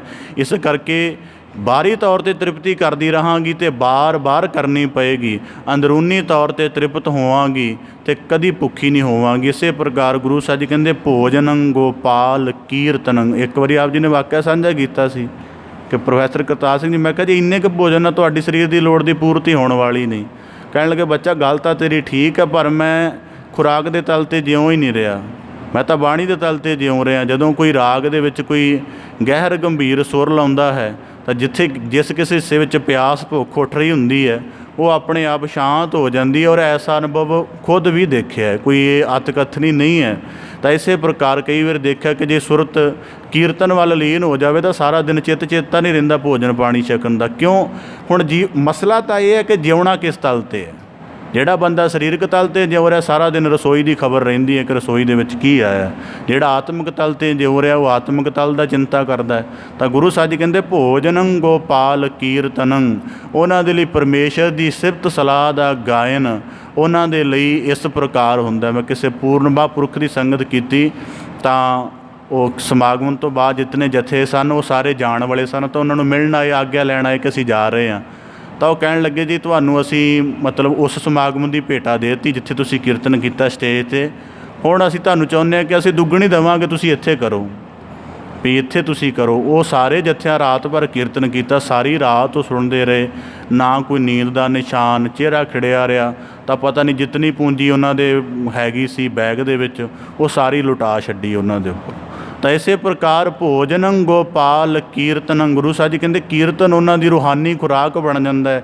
ਇਸ ਕਰਕੇ ਜਿਸ ਮਨੁੱਖ ਨੂੰ, ਹੁਣ ਕਈ ਨਾ ਮੈਨੂੰ ਸਤਸੰਗੀਆਂ ਨੇ ਮੇਰੇ ਨਾਲ ਜ਼ਿਕਰ ਕੀਤਾ ਜੀ ਸਾਨੂੰ ਕੀਰਤਨ ਦੇ ਵਿੱਚ ਰਸ ਨਹੀਂ ਆਉਂਦਾ, ਤਾਂ ਮੈਂ ਕਿਹਾ ਜੀ ਇਹ ਤੁਹਾਡਾ ਰੋਗ ਹੈ, ਇਹਨੂੰ ਠੀਕ ਕਰ ਲਓ। ਜੇ ਨਹੀਂ ਠੀਕ ਕਰੋਗੇ ਤਾਂ ਇਹਦੇ ਤੋਂ ਪ੍ਰਭਾਵਿਤ ਰਹੋਗੇ। ਕਈ ਕਹਿੰਦੇ ਕਥਾ 'ਚ ਨਹੀਂ ਆਉਂਦਾ, ਮੈਂ ਕਿਹਾ ਇਹ ਵੀ ਸਮੱਸਿਆ ਤੁਹਾਡੀ, ਤੁਹਾਨੂੰ ਦੋਵਾਂ 'ਚ ਸਾਂਝਾ ਹੋਣਾ ਚਾਹੀਦਾ। ਤਾਂ ਕਰਕੇ ਜਿਹੜਾ ਰੂਹਾਨੀ ਤਲ 'ਤੇ ਸਤਸੰਗੀ ਨਹੀਂ ਜਾਗਿਆ, ਇਹਦਾ ਮਤਲਬ ਹੈ ਉਹ ਅਜੇ ਕੀ ਕਹਿ ਸਕਦੇ ਐਲੀਮੈਂਟਰੀ ਦਾ ਵਿਦਿਆਰਥੀ ਹੈ, ਹਾਇਰ ਤੱਕ ਨਹੀਂ ਆਇਆ। ਤਾਂ ਗੁਰੂ ਸਾਹਿਬ ਜੀ ਕਹਿੰਦੇ ਭੋਜਨੰ ਗੋਪਾਲ ਕੀਰਤਨੰ ਅਲਪ ਮਾਇਆ ਜਲ ਕਮਲ ਰਹਿਤ। ਅਤੇ ਇਸੇ ਪ੍ਰਕਾਰ ਉਹ ਜੀਵਨ ਵਿੱਚ ਜਿਉਂਦੇ ਕਿਵੇਂ ਹਨ, ਜਿਵੇਂ ਕਮਲ ਜਿਹੜਾ ਹੈ ਉਹ ਚਿੱਕੜ ਦੇ ਵਿੱਚ ਆਪਣੀਆਂ ਪੰਖੜੀਆਂ ਨੂੰ ਆਪਣੇ ਆਪ ਨੂੰ ਲਿਪਤ ਰੱਖਦਾ ਹੈ, ਇਸੇ ਪ੍ਰਕਾਰ ਪਦਾਰਥਾਂ ਮਾਣ ਪ੍ਰਭਤਾ ਦੇ ਵਿੱਚ ਰਹਿੰਦੇ ਨੇ ਪਰ ਆਪਣੇ ਆਪ ਨੂੰ ਲਿਪਤ ਰਹਿੰਦੇ ਨੇ। ਅਲ ਗਜ਼ਾਲੀ ਇਸਲਾਮ ਦਾ ਬੜਾ ਵੱਡਾ ਸੂਫੀ ਸੰਤ ਵਿਦਵਾਨ ਹੋਇਆ। ਉਹਦੇ ਸ਼ਰਧਾਲੂ ਉਹਦੇ ਪ੍ਰਤੀ ਬੜੇ ਨਿਸ਼ਠਾਵਾਨ ਸਨ, ਸ਼ਰਧਾਵਾਨ ਸਨ। ਉਹਦੇ ਸ਼ਰਧਾਲੂਆਂ ਨੇ ਬੜਾ ਕੀਮਤੀ ਤੰਬੂ ਲਾਇਆ। ਉਹਦੇ ਜਿਹੜੇ ਕਿੱਲੇ ਸਨ ਉਹ ਚਾਂਦੀ ਦੇ ਬਣਾਏ। ਉਹਦਾ ਜਿਹੜਾ ਵਿਛਾਉਣ ਵਾਲਾ ਚਾਦਰ ਸੀ ਉਹ ਸੋਨੇ ਦੀ ਕਢਾਈ ਵਾਲੀ ਬਣਾਈ। ਉਹਦੇ ਉੱਪਰ ਅਲ ਗਜ਼ਾਲੀ ਬੈਠਾ ਹੋਇਆ। ਇੱਕ ਇਨਸਾਨ ਜਿਹੜਾ ਤਰਕ ਵਿਤਰਕ ਕਰਨ ਵਾਲਾ ਸੀ ਉਹ ਚਲਾ ਗਿਆ ਅਤੇ ਉਹ ਕੋਲ ਬੈਠਾ ਮਨ ਦੇ ਵਿੱਚ ਸੋਚ ਰਿਹਾ ਸੀ ਕਿ ਅਲ ਗਜ਼ਾਲੀ ਸੰਤ ਖਵਾਉਂਦਾ ਹੈ, ਚਾਂਦੀ ਦੇ ਕਿੱਲੇ ਨੇ, ਇਹਦੇ 'ਚ ਤੰਬੂ ਨੂੰ ਗੱਡਣ ਦੇ ਲਈ ਇੰਨੀ ਮਹਿੰਗੀ ਇਹਦੀ ਸੇਜਾ ਹੈ। ਅੱਜ ਉਹ ਇੰਨੀ ਗੱਲ ਸੋਚ ਹੀ ਰਿਹਾ ਸੀ, ਅਲ ਗਜ਼ਾਲੀ ਨੇ ਆਪਣੀ ਮਤਲਬ ਵਸਤਰ ਜੋ ਪਾਇਆ ਹੋਇਆ ਸੀ ਖੋਲ੍ਹਿਆ ਅਤੇ ਉਹਨੂੰ ਕਹਿਣ ਲੱਗਾ ਕਿ ਆਹ ਦੇਖ ਲੈ ਮੇਰੀ ਛਾਤੀ, ਜਿਹੜੇ ਚਾਂਦੀ ਦੇ ਕਿੱਲੇ ਹਨ ਉਹ ਧਰਤੀ 'ਤੇ ਗੱਡੇ ਹੋਏ ਹਨ, ਮੇਰੀ ਛਾਤੀ ਉੱਪਰ ਨਹੀਂ। ਭਾਵ ਕਿ ਸੰਤ ਜੇ ਮੰਨ ਲਾ ਕਿਸੇ ਵੱਡੀਆਂ ਪ੍ਰਭਤਾਵਾਂ ਦੇ ਵਿੱਚ ਜਿਉਂ ਰਿਹਾ ਹੈ ਤਾਂ ਉਹ ਇਸੇ ਪ੍ਰਕਾਰ ਕੀਣ ਕਰਕੇ ਸੇਵਾ ਪੰਥੀਆਂ ਦੇ ਵਿੱਚ ਨਾ ਇੱਕ ਬਹੁਤ ਵੱਡੀ ਅੱਜ ਵੀ ਪਰੰਪਰਾ, ਚਲੋ ਹੁਣ ਪਤਾ ਨਹੀਂ ਮੈਨੂੰ, ਪਰ ਮਿਲਦੀ ਹੈ। ਉਹਨਾਂ ਦਾ ਜਿਹੜਾ ਮਤਲਬ ਮੁੱਖ ਪ੍ਰਵਰਤਕ ਹੁੰਦਾ, ਜਿਹੜਾ ਮੁਖੀ ਹੁੰਦਾ ਹੈ, ਉਹਨੂੰ ਜੀਵਨ ਭਰ ਆਗਿਆ ਹੁੰਦੀ ਹੈ ਕਿ ਇੱਕ ਦਰੀ ਇੱਕ ਚਟਾਈ ਲੈ ਕੇ ਤੂੰ ਸਾਰੀ ਜ਼ਿੰਦਗੀ ਧਰਤੀ ਦੇ ਉੱਪਰ ਆਸਣ ਰੱਖਣਾ, ਕਦੀ ਬੈੱਡ ਦੇ ਉੱਪਰ ਨਹੀਂ। ਪਹਿਲਾਂ ਆਮ ਗੁਰਧਾਮਾਂ ਦੇ ਵਿੱਚ ਬੈੱਡ ਨਹੀਂ ਸੀ ਹੁੰਦੇ, ਉਹ ਤਾਂ ਬਾਅਦ ਸਮਾਂ ਪਾ ਕੇ ਉਹਦੇ ਆਪਣੇ ਇੱਕ ਦੂਜੇ ਵੀ ਗੁਣ ਨੇ, ਧਰਤੀ 'ਤੇ ਬੈਸਣ ਦਾ ਇੱਕ ਹੋਰ ਵੀ ਗੁਣ ਹੈ। ਤਾਂ ਇਸੇ ਪ੍ਰਕਾਰ ਤਾਂ ਗੁਰੂ ਸਾਹਿਬ ਜੀ ਕਹਿੰਦੇ ਅਲਪ ਮਾਇਆ ਜਲ ਕਮਲ ਰਹਿਤ। ਅੱਜ ਕਈ ਵਾਰੀ ਜਾਣਾ ਕਿਤੇ ਮਿਲਣ ਤਾਂ ਸੰਗਤ ਦੇ ਲਈ ਸਧਾਰਨ ਜੇ ਪ੍ਰਬੰਧ ਨੇ, ਜਿਹੜਾ ਉੱਥੋਂ ਦਾ ਮੁਖੀ ਹੈ ਉਹਦੇ ਇੰਨੇ ਵੱਡੇ ਪ੍ਰਬੰਧ ਨੇ ਕਿ ਚੰਗਾ ਭਲਾ ਜ਼ਿਲ੍ਹੇ ਦਾ DC ਵੀ ਹੋਵੇ ਉਹਦੀ ਵੀ ਸ਼ਾਨੋ ਸ਼ੌਕਤ ਉਹਦੇ ਸਾਹਮਣੇ ਫਿੱਕੀ ਪੈ ਜਾਂਦੀ ਹੈ। ਤਾਂ ਇਸੇ ਪ੍ਰਕਾਰ ਕਿ ਹੁਣ ਜੀਵਨ ਕਿਵੇਂ ਜੋ ਰਿਹਾ, ਇਹ ਥੋੜ੍ਹਾ ਕਿ ਇਕੱਲਾ ਸਾਧ ਵਿਸ਼ੇਸ਼ਣ ਲੱਗ ਗਿਆ ਅਤੇ ਉਹ ਸਾਧ ਵਿਸ਼ੇਸ਼ਣ ਦੇ ਨਾਲ ਪੂਰਾ ਹੋ ਗਿਆ। ਤਾਂ ਮੈਨੂੰ ਕਿਤੇ ਕਿਸੇ ਜਗ੍ਹਾ ਗਿਆ ਸੀ ਤਾਂ ਉੱਥੇ ਬਹੁਤ AC ਵਾਲੇ ਸਾਧਨਾਂ ਵਿੱਚ ਬੈਠਾ ਹੋਇਆ, ਤਾਂ ਬਾਹਰ ਉਹਨੂੰ ਮਿਲਣ ਵਾਲੀ ਸਤ ਸੰਗਤ ਇੱਕ ਟੀਨ ਦੇ ਸ਼ੈੱਡ ਥੱਲੇ ਬੈਠੀ ਹੋਈ ਸੀ, ਗਰਮੀ ਦੇ ਨਾਲ ਤਰਾਹ ਕਰ ਰਹੀ ਸੀ। ਤਾਂ ਮੇਰੇ ਕੋਲ ਰਿਹਾ ਨਾ ਗਿਆ, ਮੈਂ ਕਿਹਾ ਜੀ ਤੁਹਾਡੀ ਤਾਂ ਸੰਵੇਦਨਾ ਇੰਨੀ ਮਤਲਬ ਢਿੱਲੀ ਹੈ ਕਿ ਆਪ ਤੁਸੀਂ ਆਰਾਮਦਾਇਕ ਬੈਠੇ ਹੋ ਅਤੇ ਜਿਹੜੇ ਤੁਹਾਡੇ ਪ੍ਰਤੀ ਭਾਵਨਾ ਰੱਖ ਕੇ ਬੈਠੇ ਨੇ ਉਹ ਤਪਸ਼ ਵਿੱਚ ਬੈਠੇ ਨੇ। ਮੈਂ ਘੱਟੋ ਘੱਟ ਇੰਨਾ ਤਾਂ ਸੋਚੋ। ਇਸ ਕਰਕੇ ਸਾਨੂੰ, ਮੈਂ ਅੱਗੇ ਵੀ ਬਹੁਤ ਵਾਰੀ ਨੁਕਤਾ ਕਿਹਾ ਕਿ ਕਿਸੇ ਦੀ ਨਿੱਜੀ ਜ਼ਿੰਦਗੀ ਅਤੇ ਨਿੱਜੀ ਵਿਚਾਰਾਂ 'ਤੇ ਹਮਲਾ ਕਰਨਾ ਮੈਂ ਆਪਣੀ ਜ਼ਿੰਦਗੀ ਦੀ ਸਭ ਤੋਂ ਵੱਡੀ ਗਲਤੀ ਮੰਨਦਾ।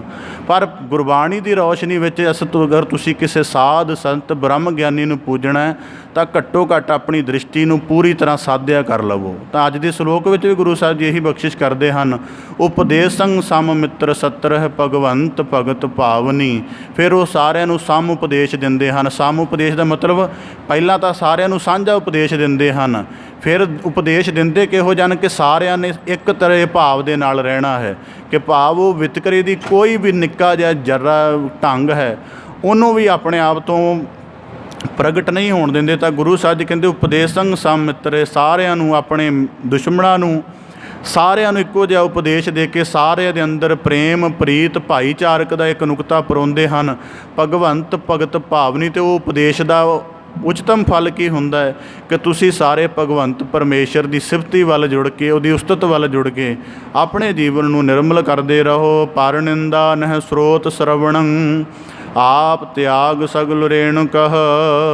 ਤਾਂ ਇਸੇ ਪ੍ਰਕਾਰ ਗੁਰੂ ਸਾਹਿਬ ਜੀ ਕਹਿੰਦੇ ਪਰ ਨਿੰਦਾ, ਉਹ ਇਸੇ ਪ੍ਰਕਾਰ ਕਦੀ ਵੀ ਪਰਾਈ ਨਿੰਦਿਆ ਸੁਣਨ ਵੱਲ ਰੁਚਿਤ ਨਹੀਂ ਹੁੰਦੇ ਹਨ। ਔਰ ਦੂਜੀ ਗੱਲ, ਨਿੰਦਿਆ ਦੇ ਵਿਚਾਰ ਸੁਣ ਲੈਣੇ ਤਾਂ ਸੌਖੇ ਨੇ, ਜਿਹੜਾ ਕੋਈ ਆਤਮਿਕ ਤਲ ਦਾ ਅਭਿਆਸੀ ਹੈ ਉਹਨੂੰ ਪਤਾ ਨਿੰਦਿਆ ਕਿੱਡੀ ਵੱਡੀ ਸਮੱਸਿਆ ਹੈ। ਫਿਰ ਉਹਦੇ ਅੰਦਰ 10 ਗੁਣਾ ਫਲਦੇ। ਕਈ ਵਾਰੀ ਦੇਖਿਆ ਕਈ ਇਨਸਾਨ ਦੱਸ ਜਾਂਦੇ ਨੇ ਚਰਚਾ ਕਰਦਿਆਂ ਕਿਸੇ ਦਾ ਔਗਣ, ਜਦ ਸਵੇਰੇ ਅਭਿਆਸ 'ਚ ਬੈਠੀਏ ਤਾਂ ਉਹੀ ਔਗਣ 100 ਤਰੀਕਿਆਂ ਨਾਲ ਯਾਦ ਆ ਰਿਹਾ ਹੁੰਦਾ ਹੈ। ਤਾਂ ਗੁਰੂ ਸਾਹਿਬ ਜੀ ਇਸੇ ਪ੍ਰਕਾਰ ਕਹਿੰਦੇ ਪਰ ਨਿੰਦਾ ਨਹਿ ਸਰੋਤ ਸਰਵਣ, ਉਹ ਕਿਸੇ ਪ੍ਰਕਾਰ ਕਰਕੇ ਦੂਜੇ ਦੀ ਨਿੰਦਿਆ ਸਰਵਣ ਨਹੀਂ ਕਰਦੇ ਹਨ। ਇਸੇ ਕਰਕੇ ਭਗਤ ਕਬੀਰ ਸਾਹਿਬ ਜੀ ਦੇ ਵਾਕ ਇਸ ਗੱਲ ਨੂੰ ਸਮਝਣ ਵਿੱਚ ਮਦਦ ਕਰ ਸਕਦੇ ਹਨ।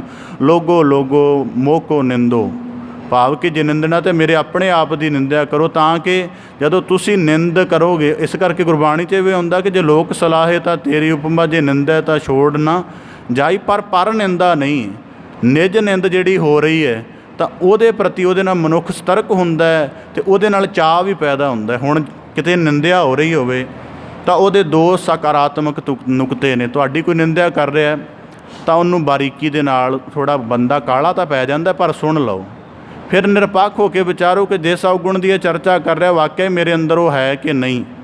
ਜੇ ਤਾਂ ਹੈਗਾ ਫਿਰ ਤਾਂ ਚਲੋ ਗੱਲ ਇੱਥੇ ਸਮਾਪਤ ਹੋ ਗਈ, ਜੇ ਨਹੀਂ ਹੈਗਾ ਤਾਂ ਫਿਰ ਸਮਝ ਲਓ ਕਿ ਉਹਨੂੰ ਕਹੇ ਚੱਲ ਚੰਗਾ ਹਮਰੇ ਕੱਪੜੇ ਨਿੰਦਕ ਧੋਏ ਧੋਈ ਜਾ ਕੱਪੜੇ ਤੂੰ। ਔਰ ਪ੍ਰੇਰਨਾ ਪੈਦਾ ਹੁੰਦੀ ਇਸੇ ਕਰਕੇ ਉਹਨਾਂ ਕਿਹਾ ਨਾ ਤੇਰੀ ਭਗਤ ਨਾ ਛੋਡੋਂ ਪਾਵੈ ਲੋਗ ਹੱਸੈ, ਕਿ ਇਹ ਤਾਂ ਨਿੰਦੇ ਹੈ, ਇਹ ਨਹੀਂ ਹੈ ਕਿ ਹੁਣ ਜਿਤਨੇ ਆਪ ਜੀ ਦੇਖਣਾ ਕਿ ਜਿਤਨੇ ਸਤਸੰਗੀ ਆਉਂਦੇ ਨੇ ਉਹ ਤੁਹਾਨੂੰ ਕਈ ਐਸੇ ਵੀ ਮਿਲਣਗੇ ਜਿਹੜੇ ਤੁਹਾਡੇ ਇਸ ਕਰਮ ਦੀ ਨਿੰਦਿਆ ਕਰਦੇ ਹੋਣਗੇ, ਪਰ ਉਹ ਨਿੰਦਿਆ ਤੁਹਾਡੇ ਲਈ ਪ੍ਰੇਰਨਾ ਬਣਨੀ ਚਾਹੀਦੀ ਹੈ।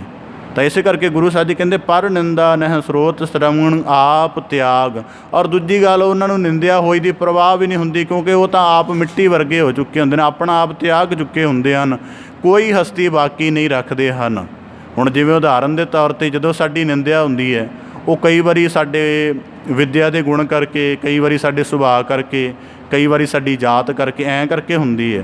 ਤਾਂ ਸੰਤ ਇਹਨਾਂ ਸਾਰੀਆਂ ਚੀਜ਼ਾਂ ਤੋਂ ਬਾਹਰ ਹੋ ਚੁੱਕਾ ਹੁੰਦਾ, ਇਸ ਕਰਕੇ ਆਪ ਤਿਆਗ ਸਗਲ ਰੇਣ ਕੇ ਉਹ ਸਾਰਿਆਂ ਦੀ ਚਰਨ ਧੂੜ ਬਣ ਕੇ ਰਹਿੰਦਾ। ਤਾਂ ਗੁਰੂ ਸਾਹਿਬ ਜੀ ਕਹਿੰਦੇ ਖਟ ਲਖਿਆਣ ਪੂਰਨੰ ਪੁਰਖ ਨਾਨਕ ਨਾਮ ਸਾਧ ਸਵਜਨੇ। ਤਾਂ ਗੁਰੂ ਸਾਹਿਬ ਜੀ ਕਹਿੰਦੇ ਇਸ ਪ੍ਰਕਾਰ ਪੂਰਨ ਪੁਰਖਾਂ ਦੇ ਸਾਧ ਜਨਾਂ ਦੇ 6 ਲੱਖਣ ਹਨ, ਜਿਨ੍ਹਾਂ ਦੇ ਵਿੱਚ ਇਹ 6 ਲੱਖਣ ਪੂਰੇ ਹੋਣ ਉਹੀ ਸਾਧ ਜਨ ਗਿਣੇ ਜਾਣੇ ਚਾਹੀਦੇ ਹਨ, ਅਤੇ ਉਹਨਾਂ ਨੂੰ ਹੀ ਸਾਧ ਰੂਪ ਦੇ ਵਿੱਚ ਅਦਬ ਦੇਣਾ ਚਾਹੀਦਾ। ਇਹ 6 ਲੱਖਣ ਕਿਹੜੇ ਹਨ? ਸਭ ਤੋਂ ਪਹਿਲਾਂ ਉਹਨਾਂ ਦੀ ਜ਼ੁਬਾਨ 'ਤੇ ਪਰਮੇਸ਼ਰ ਦਾ ਨਾਮ ਹਰ ਵੇਲੇ ਰਹਿੰਦਾ ਹੈ। ਜੇ ਬਾਣੀ ਨਹੀਂ ਪੜ੍ਹ ਰਹੇ ਤਾਂ ਪਰਮੇਸ਼ਰ ਦੇ ਗੁਣਾਂ ਦੀ ਵਿਚਾਰ ਕਰ ਰਹੇ ਹੋਣਗੇ। ਤਾਂ ਇਸੇ ਪ੍ਰਕਾਰ ਜੇ ਵਿਚਾਰ ਨਹੀਂ ਕਰ ਰਹੇ ਤੇ ਅੰਤਰ ਹਿਰਦੇ ਵਿੱਚ ਮਨਨ ਕਰ ਰਹੇ ਹੋਣਗੇ। ਦੂਜਾ ਗੁਣ ਕੀ ਹੈ? ਇਸੇ ਪ੍ਰਕਾਰ ਗਿਆਨ ਸਦਾ ਦੁੱਖ ਸੁੱਖ ਇੱਕ ਵਿੱਚੋਂ ਰਹਿੰਦੇ ਹਨ, ਸਾਰਿਆਂ ਨਾਲ ਨਿਰਵੈਰ ਭਾਵਨਾ ਰੱਖਦੇ ਹਨ। ਤੀਜਾ ਲੱਖਣ ਹੈ ਸਾਰਿਆਂ ਉੱਪਰ ਇੱਕੋ ਜੀ ਦਇਆ ਕਰਦੇ ਹਨ, ਪੰਜਾਂ ਵਿਕਾਰਾਂ ਨੂੰ ਜਿੱਤ ਕੇ ਰੱਖਦੇ ਹਨ। ਚੌਥਾ ਲੱਖਣ ਹੈ ਕਿ ਉਹ ਕੀਰਤਨ ਦੀ ਰੂਹਾਨੀ ਖੁਰਾਕ ਲੈਂਦੇ ਹਨ ਅਤੇ ਸੰਸਾਰ ਦੇ ਵਿੱਚ ਕਮਲ ਦੀ ਨਿਆਈ ਰਹਿੰਦੇ ਹਨ, ਮੁਰਗਾਬੀ ਦੀ ਨਿਆਈ। ਅਤੇ ਇਸੇ ਪ੍ਰਕਾਰ ਸਾਰਿਆਂ ਨੂੰ ਸਾਂਝਾ ਉਪਦੇਸ਼ ਦਿੰਦੇ ਹਨ, ਸਾਰਿਆਂ ਦੇ ਅੰਦਰ ਇੱਕ ਪਰਮੇਸ਼ਰ ਦੀ ਸੰਤਾਨ ਹੋਣ ਦਾ ਭਾਵ ਸੰਚਾਰ ਕਰਦੇ ਹਨ।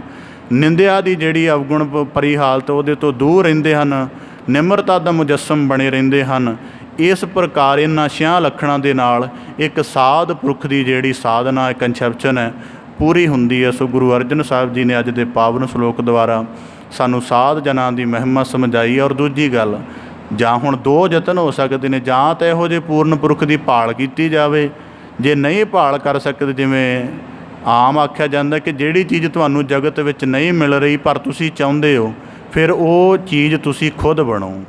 ਇਸੇ ਪ੍ਰਕਾਰ ਜੇ ਇਸ ਤਰ੍ਹਾਂ ਦਾ ਪੂਰਨ ਪੁਰਖ ਨਹੀਂ ਮਿਲ ਰਿਹਾ ਤਾਂ ਗੁਰੂ ਸ਼ਬਦ ਦੁਆਰਾ ਸਾਡੇ ਅੰਦਰ ਸਾਧਨਾ ਦਾ ਇੱਕ ਪ੍ਰਦੀਪ ਜਗਾਇਆ ਗੁਰੂ ਸਾਹਿਬ ਜੀ ਨੇ ਕਿ ਇਹ ਲੱਖਣ ਆਪਣੇ ਅੰਦਰ ਪੂਰਨ ਕਰਕੇ ਸਾਧ ਨਾਮ ਵਾਲੀ ਸਾਧਨਾ ਕਰੋ, ਤਾਂ ਕਿ ਗੁਰੂ ਸ਼ਬਦ ਦੀ ਮਿਹਰਾਮਤ ਦੇ ਅਸੀਂ ਪਾਤਰ ਬਣ ਸਕੀਏ। ਸਤਿਗੁਰੂ ਗੁਰੂ ਅਰਜਨ ਸਾਹਿਬ ਦੀ ਕਿਰਪਾ ਕਰਨ, ਪਾਵਨ ਸ਼ਲੋਕ ਦਾ ਭਾਵ ਉਪਦੇਸ਼ ਸਾਡੇ ਸਾਰਿਆਂ ਦੇ ਹਿਰਦਿਆਂ ਅੰਦਰ ਵਸ ਜਾਏ, ਸਾਰਿਆਂ ਦਾ ਇੱਥੇ ਆਇਆ ਸਫਲਾ ਹੋਵੇ ਜੀ। ਭਾਵੇਂ ਲੜੀਵਾਰ ਬਾਣੀ ਦੀ ਵਿਆਖਿਆ ਦੀ ਆਪ ਜੀ ਦੇ ਨਾਲ ਸਾਂਝ ਪਾਉਂਦਿਆਂ ਵਿਆਖਿਆ ਦਾ ਯਤਨ ਆਪ ਦੇ ਸਨਮੁਖ ਰੱਖਦਿਆਂ ਹੋਈਆਂ ਬੇਅੰਤ ਭੁੱਲਾਂ ਦੀ ਖਿਮਾ ਜਾਚਨਾ ਜੀ। ਬੜੇ ਅਦਬ ਸਹਿਤ ਗੱਜ ਕੇ ਫਤਿਹ ਅਰਜ ਕਰੋ ਜੀ। ਵਾਹਿਗੁਰੂ ਜੀ ਕਾ ਖਾਲਸਾ, ਵਾਹਿਗੁਰੂ ਜੀ ਕੀ